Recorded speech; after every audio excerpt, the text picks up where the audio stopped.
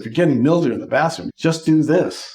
If it's not moving the toilet paper, then you don't have enough suction. The fans from the 50s, 60s, 70s, even 80s were just the smallest little 50 CFM fans, and they just can't move the volume of air to get moisture out. So codes went to 80 CFM, in the 90s, and now I think it's like 100 CFM, which changes the air twice as fast as the 50s in a bathroom. So you got to get that moisture out. Welcome back to Commercial Connections, where we help multifamily owners identify problems in transactions and also identify how you can improve your properties, keep your cash flow consistent, and avoid issues down the road. I'm René Nelson, and today I have the great joy of bringing back Doug Palmer from Palmer Inspections. And Doug, for our listeners who missed our first episode, give them a little bit about your background. Who are you? How long have you been an inspector? And you've got an electrical background. That's always what has drawn me to you and your skill is that round knowledge. So I started out as an electrician, and then I was an electrical contractor for 25 years. During the end of that time, I started into the inspection business, and now I've been doing that for another 25 years. They overlapped a little bit. So tell me when you first became licensed as an inspector you started doing residential inspections because that was kind of what started in our industry. When did you start doing those? I got my license in 1999 and started inspecting right after that. We're running both companies at the same time. But as the home inspection business started building up, it started slowing down. The electrical company finally sold it 5 or 6 years later. But during that time, because of my electrical construction experience, I built a lot of large buildings, commercial buildings, apartment buildings.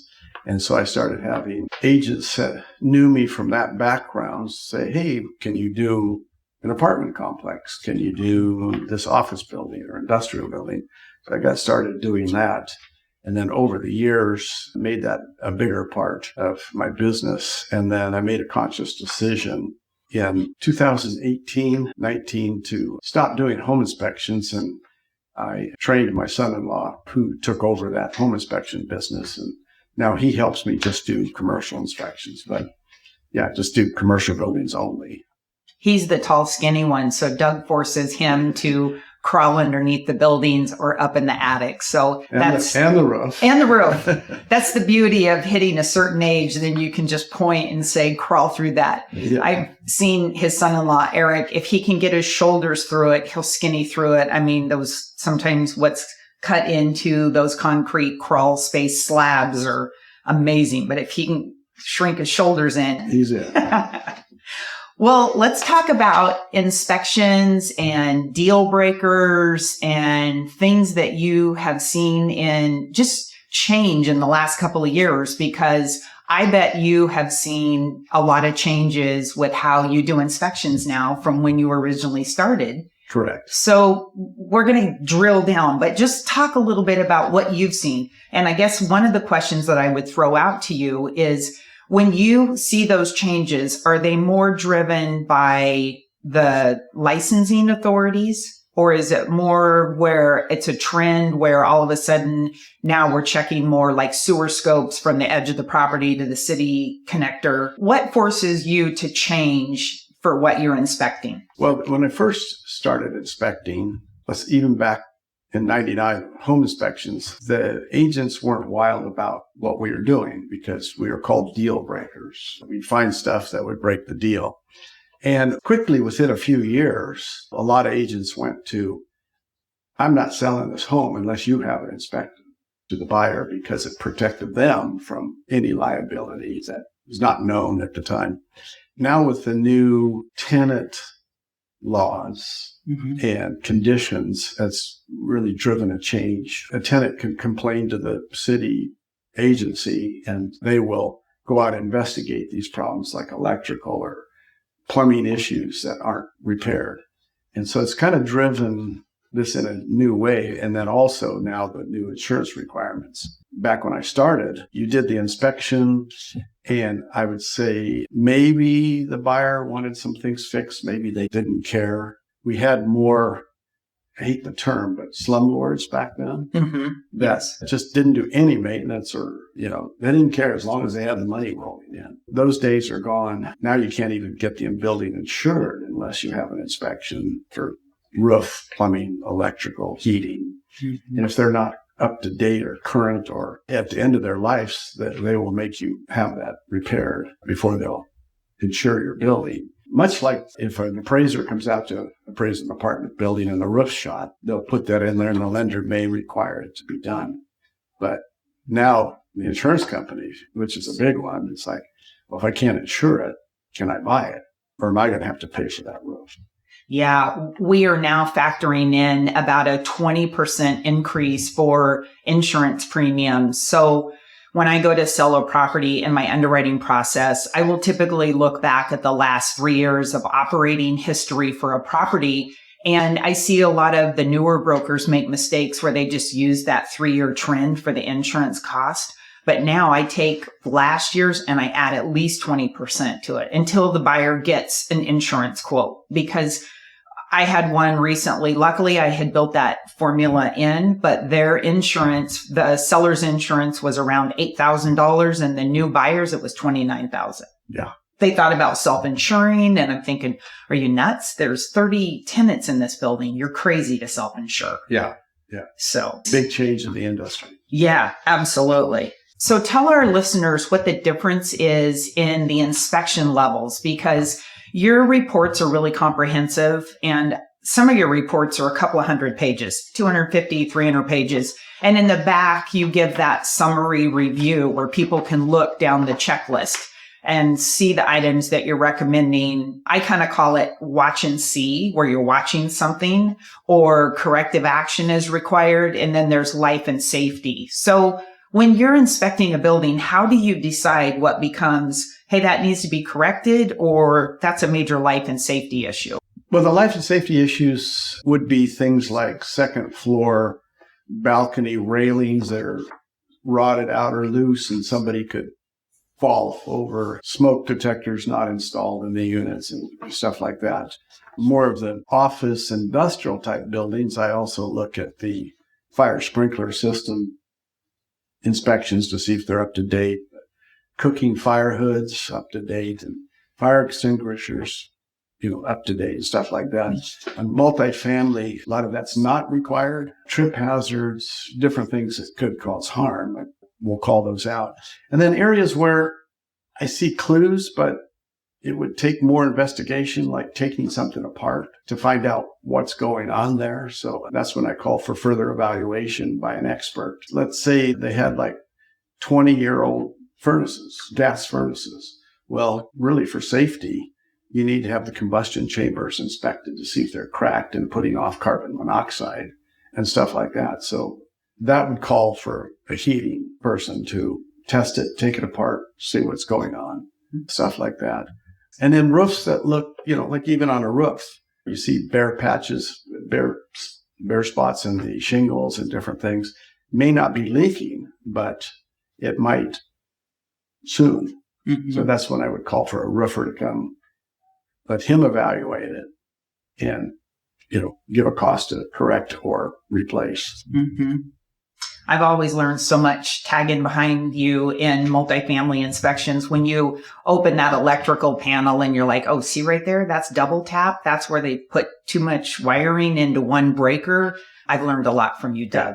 Yeah. And that becomes a safety hazard because 2 wires under one lug, the pressure on those isn't equal. One will get loose, and I've seen them burn, just start melting the insulation because they got hot. Wow. And I've seen it a couple instances when I was an electrician or contractor. It burned all the way back until that wire touches the can and then blows up. Oh, my trips the breaker, the main, and nobody knows what's happening. Yeah. Scary. Yeah. Scary. You touched a little bit about insurance. So I think you mentioned in the first episode that we were on together that you also you've been contacted recently in the last year or two by insurance companies to do inspections for them, right? Right. Either there's a few agents that are trying to insure a building and they'll call me and say, we need you to check that out for us. The other half of the phone calls are owners that call and say, my insurance company wants these inspected. I usually try to get a scope of work. What does the insurance company want? And at first it was roof, heating, plumbing, what's the age of it all? What's the condition of it all? And in the past year, it's been a little more intensive. Like, we want the whole thing inspected. Wow. That's pretty substantial. So it's like, it goes, like if it's 25 units or something, do they want me to go through every single unit? Mm-hmm. And it's been yes. So there's no difference between that and my original inspection as far as costs go. Now, if they just said, I want this and this, and I want spot check, most of the units is for leaking plumbing or moisture in the floor around the toilet or, those sort of things, I can pretty much do that at a faster pace and less reporting time, at the computer. Mm-hmm. So there's big cost difference between what does the insurance company want. So that's why I've been trying to define the scope. Like, what do they really want? What are they really saying? Because a normal pre-sale inspection, I kind of grade each unit. Is going to the living room, is the paint good, fair, poor? What's the flooring or carpeting? Is it good, fair, poor condition? Because a buyer wants to know this. How much is it going to cost to renovate these units? And if they've got 10 that are really nice and a couple that aren't, that's one thing. But if all of them aren't in very nice condition, then the turnover cost each time somebody moves is going to be greater if they choose to fix those things. So most in insurance or the pre-sale, obviously they want to look at the water heater. How old is it? It's amazing how many I find that are just leaking away and not reported, or leaks under the sink, or toilets that are so loose it's leaking into the ceiling below, stuff like that. Yeah. Is it a requirement that a hot water heater has to be placed in one of those silver pans in a pan? Yeah, today's building standards, it's not only needs to be in a pan, but also a pipe to drain it to the outside. Okay. Because a leaking water heater will just fill that pan up and it'll spill over. And they have to be earthquake strapped now, right? According to the newer codes. Most of the older buildings don't have that. I recommend it in my report. And then I'll find where water heater's been replaced and no safety pressure pipe has been put on. So if it goes off, it's just going to spray right out of the closet and burn somebody. That's terrible. Or the electrical connections have been funky, hooked up from a handyman. So those are all the things that I usually try to catch on an inspection. Yeah. I sell a lot of multifamily property, especially in the University of Oregon campus. And I see old hot water heaters, kind of the smaller, more little pony ones in closets, built in under kitchen cabinets, because that's what they did in the 70s. And no pan, no TPO pipe to let that pressure off. So I know exactly what you're talking about. Yeah. And I've seen them where they have failed and then the tenant has to be moved out, because we had one particular situation where a student was out of town for winter break. His hot water heater started to leak. It leaked all over, ruined the floor, ruined the carpet.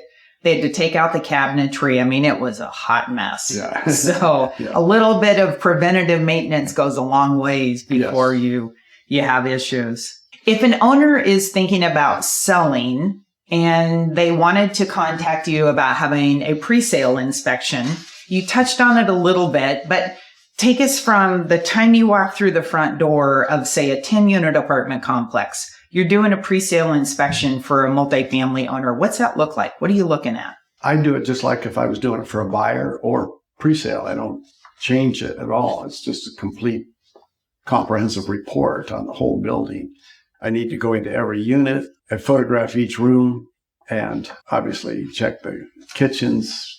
Does it have GFI outlets around the sink? Do they have GFI outlets around in the bathroom? Has it been leaking under the sink, causing any rot? What? The bucket under the sink? That's not the answer? Not for long. That works about as well in the attic, too. And then the condition of each room, paint's good, fair, poor, bedroom, those things. The main focus is always the kitchen and bathrooms, and then the electrical panels and testing outlets and that sort of thing. It's not as comprehensive as a home inspection where you check every door and every window for functionality. Those are usually a minor window doesn't open well. They'll complain to maintenance or they just don't open it. It's, for home inspection, a buyer wants to know, are these old wooden windows and I can't open them? Yeah. For ventilation. Yeah. I wish more tenants would put in maintenance repair requests with their property managers, because how often have we walked in for an inspection and you ask the tenant a question and he's like, oh yeah, I have that bucket under that sink or that pan because it leaks. And you have asked him multiple times, have you called that in? Oh no, I mean to do that. Yeah. And you went out, look at that, and you can tell that's a 5-year drip. That didn't just happen in the last 30 days. Right. Unfortunately, there's some property management companies that don't get to those requests very fast, or they've come and tried to fix it multiple times and not really a good service to the owners. There's a few companies that if I know they're managing it, then I know, okay, I'm going to find a lot more things in this building than other companies. And I'm thinking there's a buyer owner that that bought a 4, 5, 6 apartment buildings in the Whitaker neighborhood and completely overhauled them, fixed them up, and made them really nice. And he got a lot of really good tenants. He even had a deal with tenants if they wanted to sign like a 2-year lease. He put in a mini split heat pump so they had cooling instead of using the ceiling heat. And it benefited him and it benefited the tenant. You can be proactive. Yeah, he did an amazing job renovating those units. And like you said, brought up the neighborhood with better quality tenants, a better tenant pool. And when you're bringing up your level of tenant, you're also reducing the wear and tear on your property. Probably one of the biggest expenses when we're looking at operating expenses is maintenance and repair, but then turnover is the next one right behind it. That's why some of my investors don't really like student housing, because they say, you got turnover every year. I look at it different because twofold. You've got mom and dad on the lease because you've got a student typically. And as that tenant moves out every year, then you can increase your rent rates. You can go to market. So it's a little easier compared to a market rate situation. But it's just a risk threshold where some multifamily owners say, no, I really don't want to deal with campus, but turnover is super expensive. So the higher quality tenant you can pull, the better your properties are going to be maintained and just managed better. Well, and I agree with you because I own several campus units for quite a while. And I found the students were less pain in the neck than my duplex renters that were there permanently. And you're right. A lot of times they'd rent as a freshman and rent all the way until they were seniors and left. And then it turned over. And some every year, every other year. But it was really a good time to touch the paint up, do things, get ready. And like you said, you can adjust the rate quicker than you can with the new laws now, especially to get market rate. Yeah. Though you taught me one important thing, Doug, also about tenants call it black mold in the bathroom, but it's really mildew that's growing. Walk our listeners through that, because I know from a property owner's standpoint, especially if you self-manage, when your tenant calls and says, I've got black mold growing in my apartment, you kind of panic because you do not want to be turned into an authority figure for the city of Eugene or Springfield or state of Oregon. You do not want to be turned in because you've got black mold, because you will have issues for your tenant, etc. But often we see it's ventilation, right? It's just high humidity in the unit, and for many reasons. One, not using the bathroom fan while showering and getting that moisture out of the unit. Some people tend to put rice to cook on or beans to cook on all day different that way, and that causes a lot of humidity into the unit. Large aquariums put a lot of water into the air. And if it's winter time, at least students tend to want to save on power, so they have their heat turned down to 60, 65, and then never open the windows or use the hood to vent. And then you'll get a buildup of moisture. And mildew only needs, just like us, food, water, and a place to grow. Just by living in a unit, stuff that gets on the walls is kind of their food source. And once you add water to that and no heat control, then it just starts to grow. And, it's easily cleaned up. Whereas black mold is usually, well, every time I've seen it, it's been either a plumbing or a roof leak that's leaked in from above. And now the sheetrock is wet from the top and it starts to grow. And then what is called the fruiting bodies of like a mushroom that will grow through the ceiling and cause those big black rings. There's another type that will grow under the house if you don't have a vapor barrier. It's called aspergillus. And that can be fairly toxic to crawl through. But usually in the units, it's moisture issues. And I go in and use a hydrometer to see what the moisture content is and what the temperature is. And usually in a unit that's got it, I'll go in and there's 70, 80% humidity and the temperature's at 65. So it's right at the dew point where moisture forms on walls and around the window sills and up on the ceiling near the roof vents, and mildew starts to grow.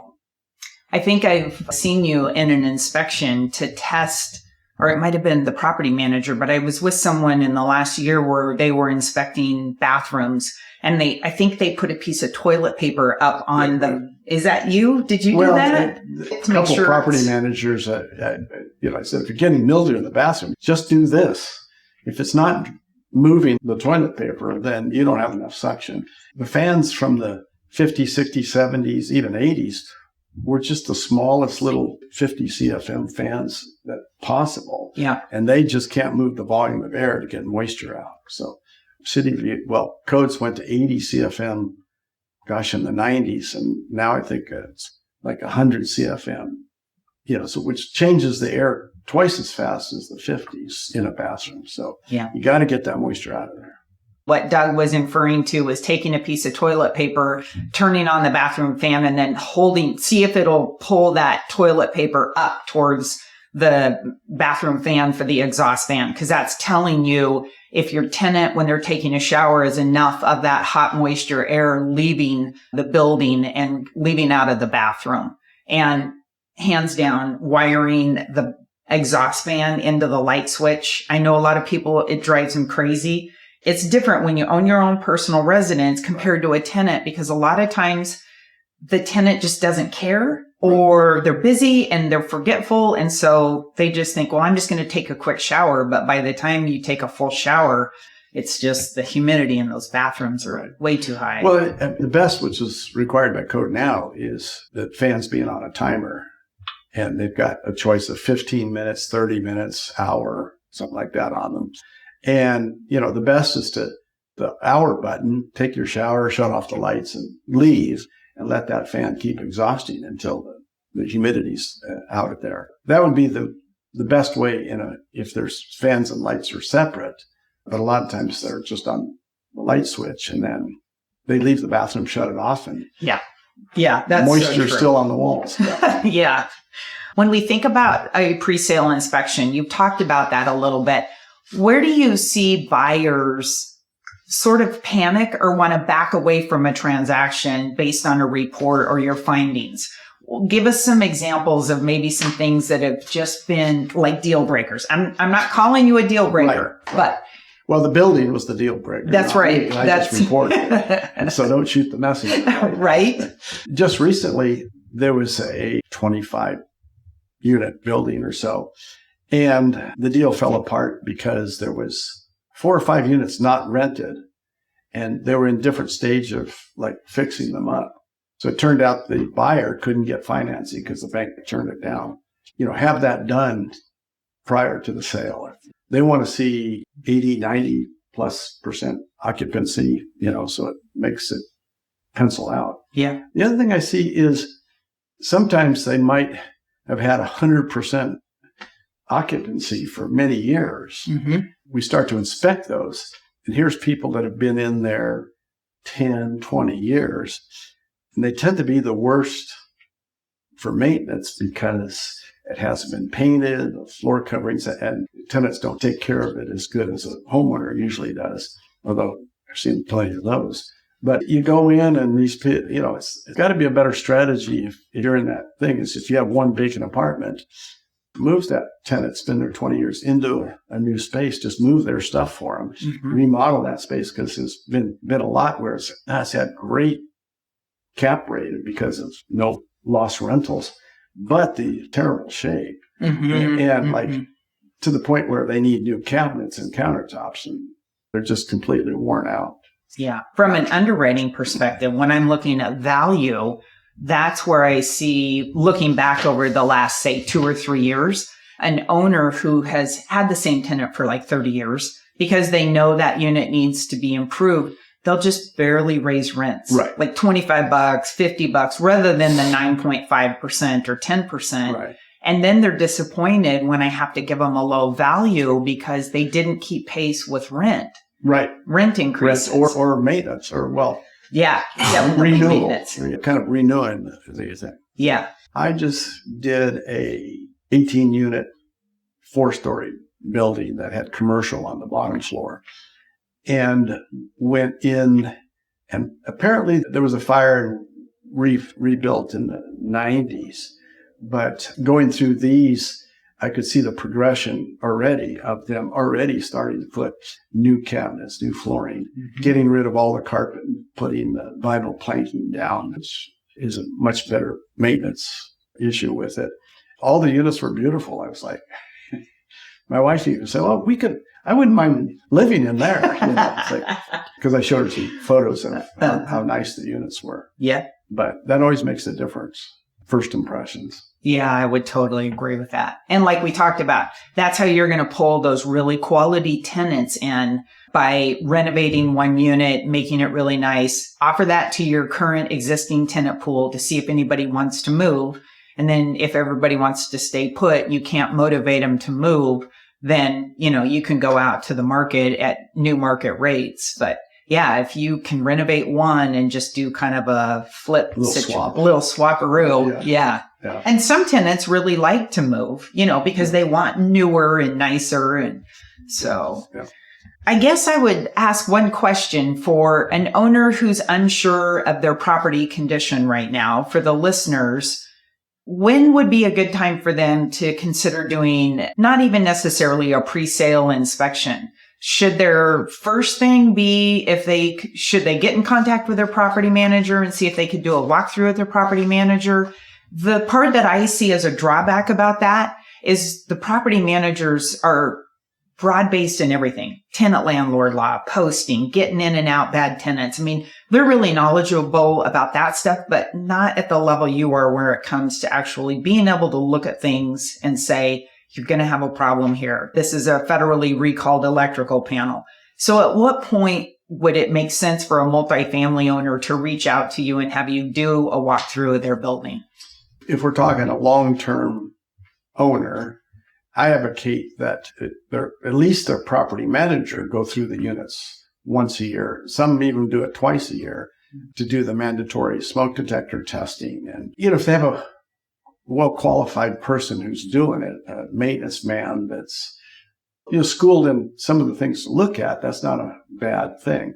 If you haven't been inside those units for 2 or 3, 4, 5 years, and you're thinking about selling, you really should have a pre-sale inspection, because everything I find on that report would be the same thing I'm going to hand to a buyer. And it's your chance to get that stuff fixed, or at least it costs to do it. Let's say it's got a really bad roof and it's $30,000 to fix it. You don't want to put that money out right away. At least you can get some bids. Get some bids, but also disclose that, it's going to need a $30,000 roof, and I'm willing to discount that or split it or whatever. And did that on a building I sold. And I split it. Putting a brand new roof on it as I'm selling, it's not going to do me any good. Yeah. It's benefiting the buyer. But so negotiate that we split it. So that worked out just fine. Yeah.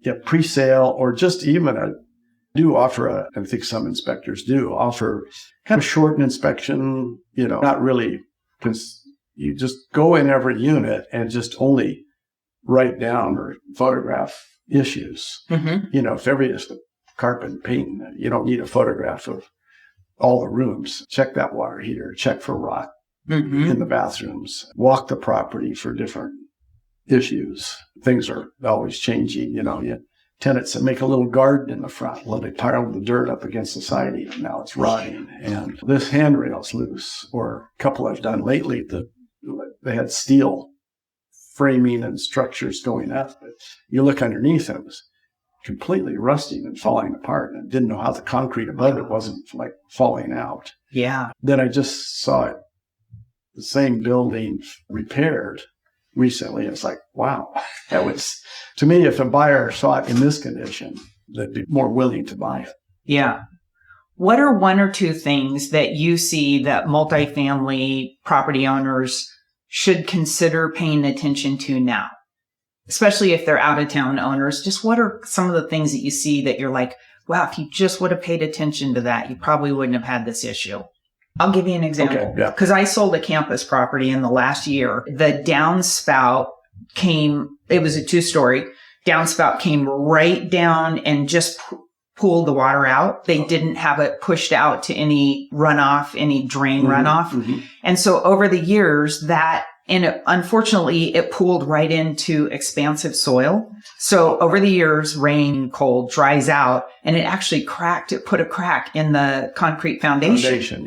Yeah. And it could have probably been prevented, but that downspout had been there 20, 30 years. I mean, the building had been painted multiple times. You could see the different layers, but nobody had ever caught how that pools up with water right there. Right. And that would be caught on either a pre-sale or a buyer inspection. If you see that happening, you start losing compression there, and that corner snaps off, cracks on both sides, and then starts settling. I actually drive by some buildings. I see it happening. And it's like, it could have been prevented. General maintenance, like keeping the gutters from clogging so the water doesn't back up and go behind the gutter and rot out the fascia board and start rotting out the sheeting on the roof. Lots of little things like that. If, the old saying about an ounce of prevention. Yeah. Worth a pound of cure. Yeah, absolutely. You're not going to be able to do anything about, if inspection turns up that you've got Zinsco or Federal Pacific panels, even now the Bulldog panels. Those you have to be proactive and replace before the insurance company cancels your insurance. Those aren't something that can cause an issue, a lasting issue, unless a Zinsco panel catches fire. But then older buildings from, let's say, 70s earlier, all the galvanized plumbing that rusts out slowly. Most building materials aren't like wine that age well. They have a certain amount of life. So even a concrete driveway is only 50-year life. I know because my driveway is like 65 years old and it's cracked up pretty bad that I need to take care of that. All things deteriorate. The older cloth wiring is, deteriorating. The newer thermoplastic wiring holds up much better to the heat, and they're always trying to improve it. And then there's certain ages of buildings, let's say pre-70s, I know there's going to be a whole set of issues I need to look for. Plumbing rusting out, drain pipes rusting out. And then you get into the 80s wasn't terribly bad, but then into the 90s, you start getting the synthetic stucco eaves and LP siding that a lot of issues with. And then into the 2000s, they were using called polybutylene piping for plumbing, which was gray. And the fittings and the pipes actually sprung leaks pinhole leaks and the couplings failed. And now they've replaced that with PEX plumbing, and it's been holding up great.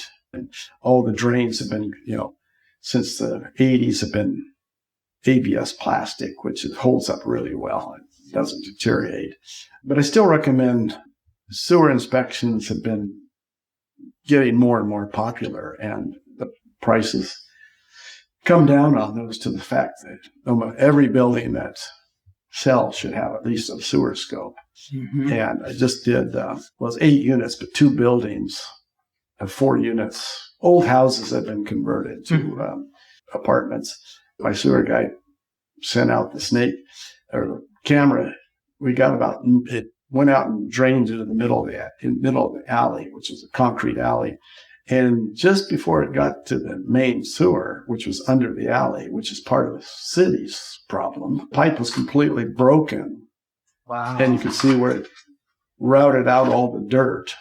But it was still flowing because it had nowhere, it still had a place to go. Slowly, that will start to fall in and plug it up. So, wow. So ended up calling the city public works and told them about it. So I'm assuming they'd go rescope it and then decide what to do about repairing it. Sewer inspections have been a good tool.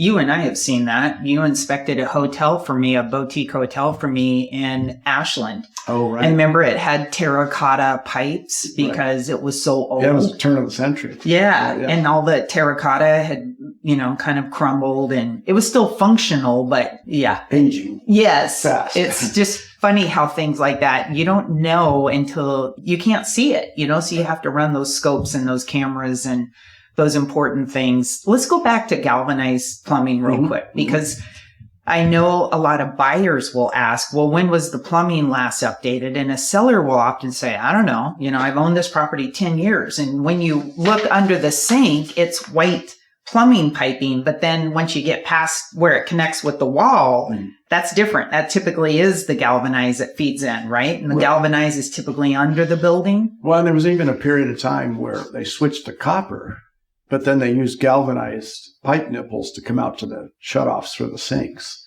And many times I've seen those because you have the dissimilar metals, they don't work really well together, and it'll rust out that fitting, and you'll see streaks and rust and drips running from it. That's a quick, easy fix. But find out from the seller, it's like, well, it was all updated. And what you find is it's been updated where you can see, but not updated where you can't see. Updating the wiring, getting rid of knobbing too. Sometimes a lot of it's been removed, but going up and down the walls, unless you strip the wall finishes open and redid it completely, they're not redone. This was a 3-story office building, but it'd been redone and the copper and PEX plumbing wall put in until you got into the basement and the crawl space, and then that stuff hadn't been replaced. And it was leaks starting in different places to inspect it. Yes. To find out what's going on. Yes. So what's one piece of advice that you would give to multifamily owners or property owners that are listening to this podcast? What's one piece of advice you'd give them? You can get your handyman buddy to look through all the units for you. And that's not a bad idea. Case in point is large apartment complex near here. Full 2 or 3 people maintenance staff because there was 100 units or more.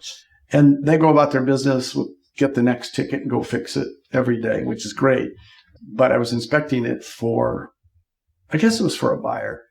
And they had these 3-story balconies, and inspecting the first floor, went out on the patio on the first floor. And I see this big 6x6 post that supports all 3 balconies with their roofs mushrooming at the bottom from rot. Oh my goodness. So I showed it to the maintenance staff and I said, oh my God, they just didn't see it because they're focused on fixing the next toilet or stove or, whatever their job was. So an outside review, ideally once a year, but I know people don't want to maybe spend that in their budget. At least every couple of years or every 3 years, have a complete outside inspection, full inspection to see what's going on in your property. That's a great idea. With recommendations, when to replace stuff. Like you say, before it becomes an ongoing problem. Yeah. Yeah. And it always has to do mostly with water. Oh, interesting. Yeah. Water leaking on the wall, roof leaking, gutter leaks, water getting under it. If it's a crawl space, standing water underneath can cause a lot of issues. For those of you that have enjoyed this podcast, we will drop Doug's contact in the show notes. And if you are a property owner, whether it's multifamily, office, industrial, or you're planning on being, please hit the subscribe button. Our goal in this podcast is to deliver you valuable information that saves you time, money, and helps you have successful deals. If you're interested, I also offer a confidential pinpoint price evaluation. That's where I would look at your rents and your expenses, and I would tell you how your property compares with similar properties in the market. You can also request our market snapshot for the University of Oregon at uoapartments.com or the Eugene Springfield apartment price snapshot at aptapartments.com. Thank you for watching. I'm René Nelson, and thanks for being here, Doug. Thank you. Glad to be here.